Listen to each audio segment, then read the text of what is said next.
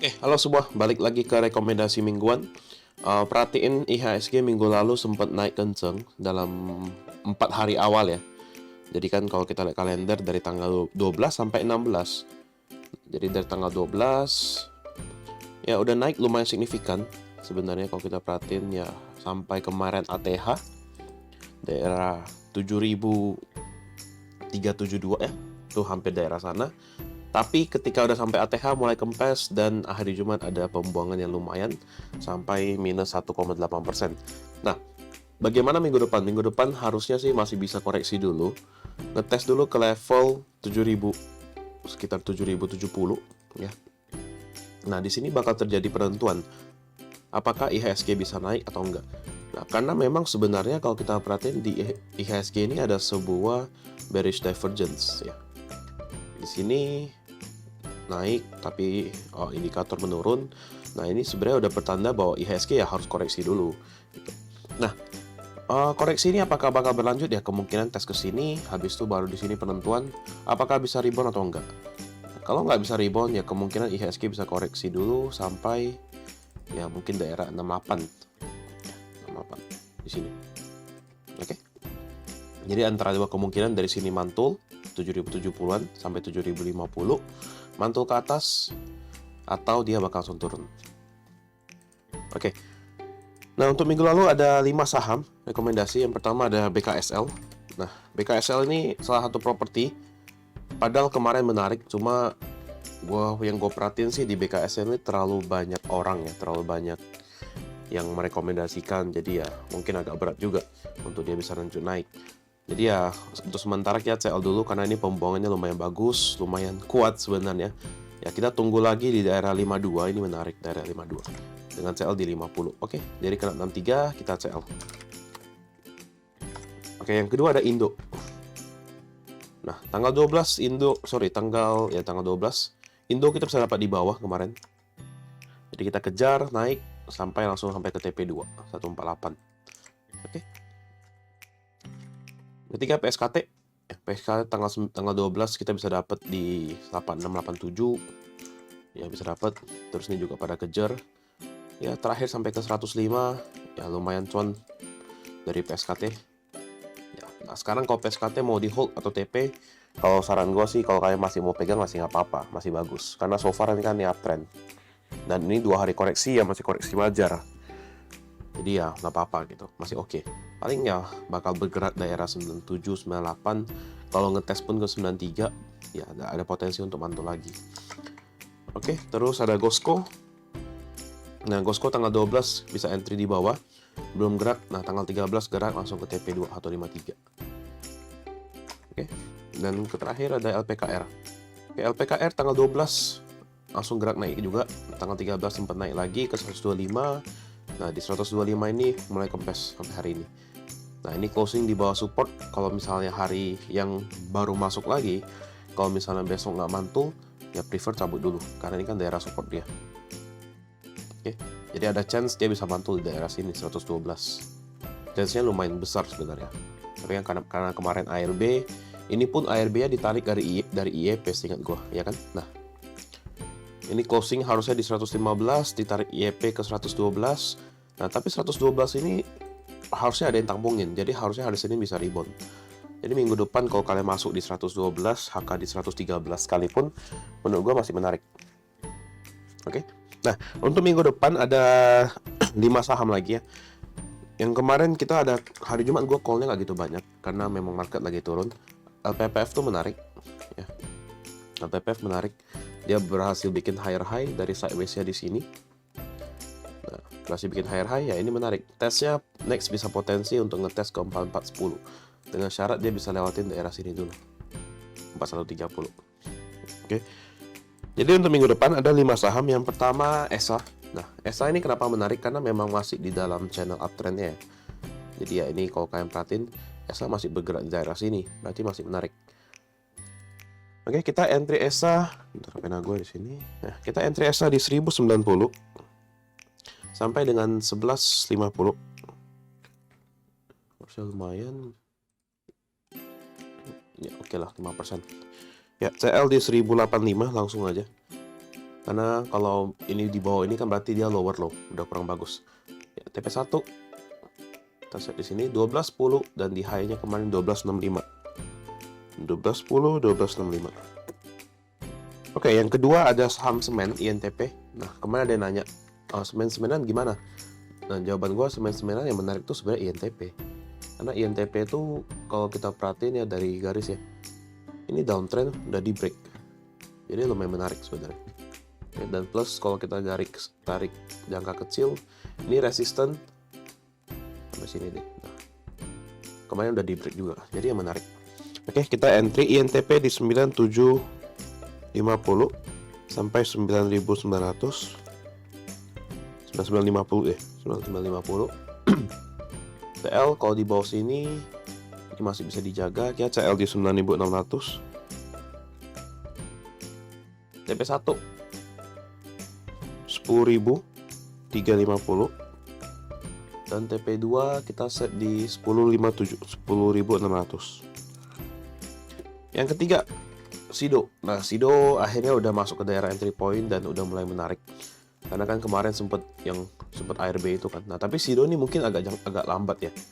Agak lambat ya. Kita ambil technical rebound aja karena kalau diperhatiin sih Sido ini kemarin turun. Divergence mulai naik dan dengan support 700 tuh lumayan kuat kalau gue perhatiin. 705, ini bawahnya 700, ini lumayan kuat. Jadi mumpung sekarang 710 ya kita boleh entry. Sido entry di 700 sampai 715, CL-nya 690 kalau closing di bawah sana. Terus TP1 kita insert tipis saja 740 dan juga 740, 765. Oke. Terus saham-saham properti itu ada yang menarik juga. Kita di SMRA ya. SMRA ini menarik karena kemarin resisten juga baru di break. Resisten di break. Masih potensi lanjut. Ya mungkin sampai ke sini 730 mesti di break dulu. Terus kalau bisa lewat ya tangganya ke 800 gitu. Oke, jadi yang belum punya SMRA kita ambilnya lebih ke arah tunggu dia koreksi. Ya, kalau ada merah kayak ini kan sempat merah kan. Kita baru masuk, jadi nggak usah buru-buru antri di atas. SMRA kita masuk di daerah 680 sampai dengan 710. Ini 720, nggak usah buru-buru.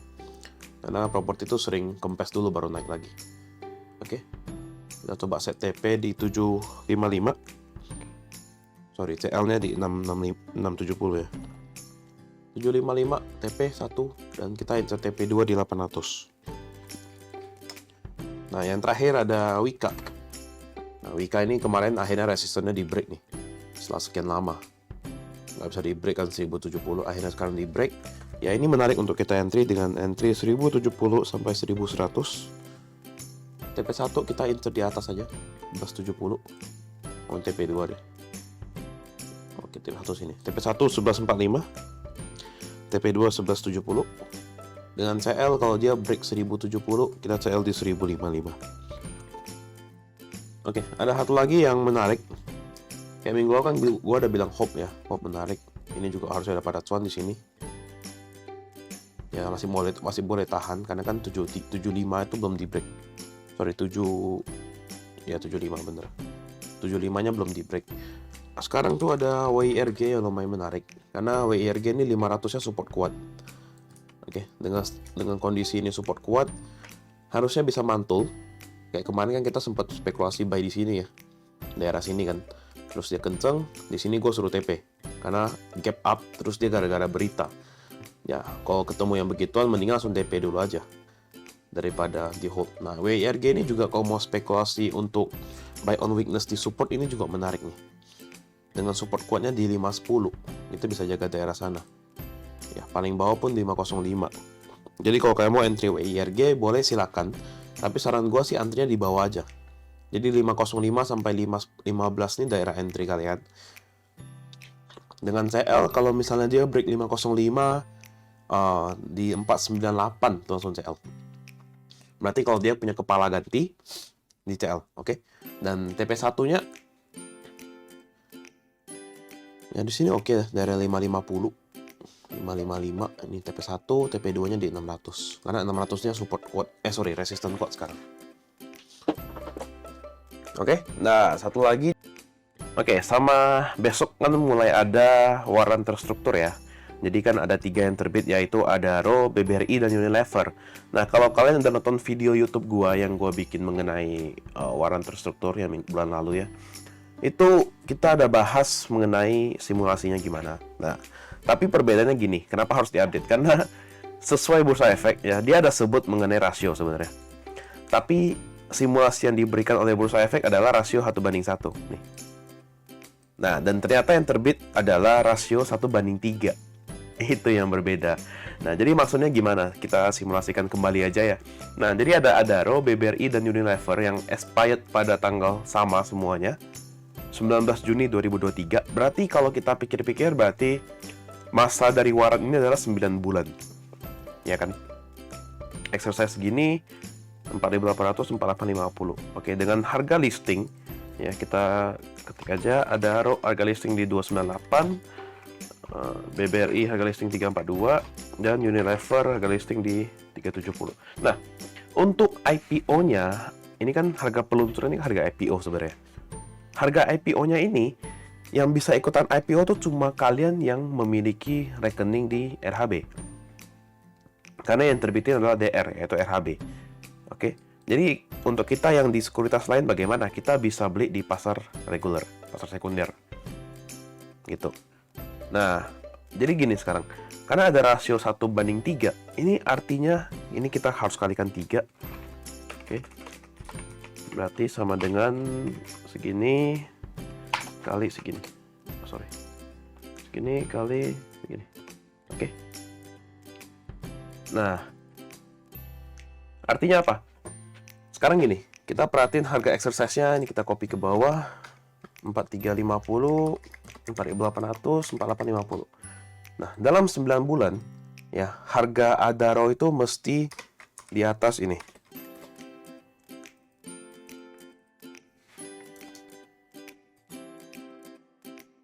Nah, harga Adaro itu dalam tanggal segini ya.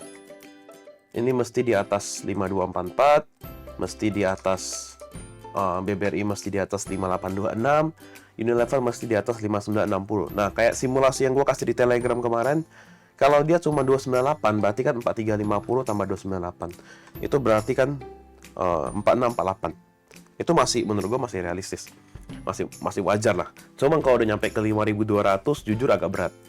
Nah, bahkan kayak BBRI-nya sekalipun, ini pada tanggal 19 Juni ini, kalau kalian mau untung, itu berarti harus di atas gini, 5826, 5800 dalam waktu 9 bulan. Apakah mungkin? Ya, mungkin aja, cuma agak berat, jujur. Unilever mesti di atas 5.900 baru kalian untung. Itu. Jadi ya, jujur aja sih agak berat untuk 3 ini, karena harga perasaannya lumayan tinggi, ditambah rasionya yang lumayan tinggi juga. Oke, jadi apakah gue pribadi bakal ikutan? Ya, kemungkinan sih gue bakal ikutan, tapi gue hanya untuk ngetes. Karena ini produk baru, gue harus ngetes supaya bisa disosialisasikan kepada nasabah. Jadi kalau ketemu yang menarik, kan lebih gampang gitu. Jadi intinya 3 ini gue bakal ikutan beli di pasar sekunder. Cuma untuk testing, jadi porsinya juga nggak besar.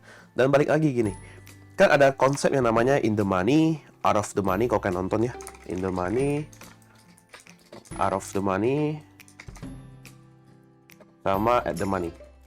Nah, ini itu kan dikonklusikan pada saat hari H, yaitu tanggal 19 Juni 2023. Oke. Kalau hari-hari biasa, kalian nggak bisa konklusikan ini, 3 ini. Hari-hari biasa tuh kalian cuma bisa perdagangkan warannya. Tapi kalau yang sekarang, kalau yang udah anggapan nih, sekarang udah tanggal 19 Juni. Nah, konsep ini baru muncul. Jadi kalian uangnya hilangnya pada saat ini, uang kalian bakal loss-nya pada saat ini, uang kalian bakal cuannya pada tanggal segini juga. BEP-nya juga tanggal segini juga. Gitu. Nah, jadi ya artinya kalau kalian beli waran ini, mau dapat konklusinya harus tunggu 9 bulan baru dapat konklusi. Kalau enggak masih belum dapat. Sisanya kalian cuma bisa tradingin kayak biasa aja. Misalnya harga Adaro kan listing 298 ya. 298. Nah, 298 ntar paling harganya naik ke 3, harganya open 298 langsung ke 320. Kalian buy 320, ntar jual di 350 ya kayak trading biasa aja, kayak trading waran biasa. Oke, gitu aja sih. Nah, itulah update yang gue mau berikan kepada kalian mengenai waran terstruktur ini, karena ini lumayan mengganggu sih rasionya jujur. Jadi intinya ini sekarang 5244, 5826, 5960. Nah, mesti di atas ini baru bisa cuan. Oke. Sip, semoga paham. Kalau ada yang mau ditanyakan silahkan komen di YouTube, atau enggak kalian yang nasabah bisa chat di Telegram. Thank you semua.